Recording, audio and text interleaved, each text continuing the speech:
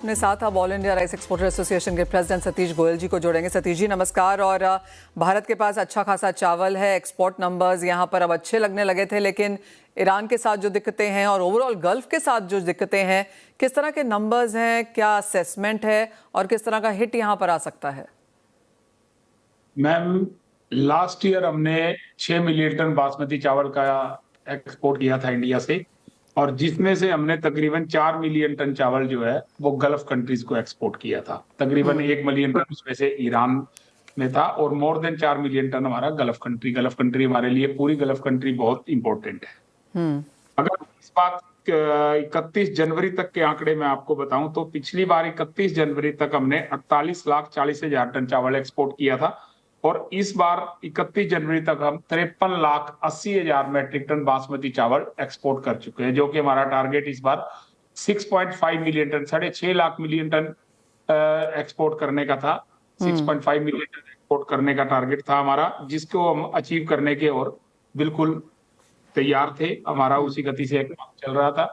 तो ये जो संकट आया पहले ईरान से स्टार्ट हो गया, अब ये पूरे गल्फ के अंदर युद्ध के बादल छा गए हैं, जिससे हमारा एक्सपोर्ट पूरी तरह से अब पिछले 3 दिनों से बंद है। जो माल इंडिया पोर्ट में था वो इंडिया पोर्ट के ऊपर स्टक हो गया, जो हमारा वेयर हाउस में था वेयर हाउस के अंदर स्टक हो गया, जो कस्टम के अंदर है वो कस्टम के। कुछ माल हमारा जो ट्रांजिट में है वो जहां वेसल है वहीं के वहीं रुक गए। काफी सारा माल हमारा बंदराबास पोर्ट के नजदीक है, वो वेसल समुद्र के अंदर खड़े हैं। सतीश जी, यहाँ पर पेमेंट्स को लेकर अब किस तरह की स्थिति है? मैम, पेमेंट अभी तक तो ईरान में किसी से कोई बातचीत नहीं हो रही, इंटरनेट बंद है। इस स्थिति में किसी से पेमेंट मांगना तो बहुत दूर की बात, अगर उससे हालचाल पूछा जाए तो वही बहुत बड़ी बात है। एब्सोल्युटली। सतीश जी, मुझे याद है लास्ट टाइम जब हमारी बात हुई थी तो यूएस को लेकर यहाँ पर कुछ चिंताएं थी, वो खुलती हुई नजर आई, तो अब गल्फ को लेकर यहाँ पर चिंताएं हैं।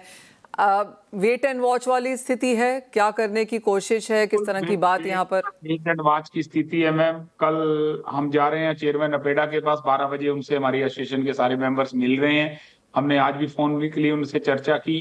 3 बजे आज हमारी मीटिंग लव अग्रवाल जी जो जनरल डीजीएफटी के डायरेक्टर जनरल हैं, उनसे हमारी मीटिंग हुई। उन्होंने हमारे को पूरा आश्वासन दिया कि शिपिंग लाइन किसी प्रकार का आपके ऊपर रेट इंक्रीज नहीं करे। हमने उनको सब चीजें लिखित में दी हैं, तो उन्होंने पूरा आश्वासन हमारे को दिया है कि सरकार पूर्ण से आप लोगों के साथ है।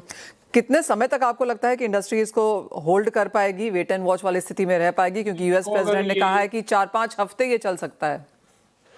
देखो, अगर ये 1 हफ्ते के अंदर रिजोल्व हो जाता है तो हमें इतना ज्यादा लॉसेस का सामना नहीं करना पड़े। अगर उससे ज्यादा ये लंबा चलता है तो आपको भी पता है कि ये रमजान का महीना है, और रमजान के महीने के लिए ऑर्डर जो है ना कई महीने पहले हमारे पास आ जाते हैं, जिनको हमें टाइमली फुलफिल करना होता है।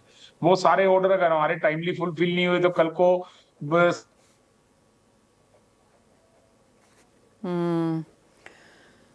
यही स्थिति ऑफ कोर्स हमने काफी सारी कमोडिटीज में भी बनते हुए देखी है। कच्चे तेल का भी यही हाल है कि अगर 1 हफ्ते में यहाँ पर वॉर खत्म हो जाती है, कोई रेजोल्यूशन आता है, डिप्लोमेटिक कॉन्वर्सेशन फिर शुरू हो जाएगी, तो शायद दिक्कतें कम हैं। लेकिन जितना ये लंबा चलता जाएगा उतना हम यहाँ पर कंसर्न बाकी चीजों में भी आता हुआ देखेंगे।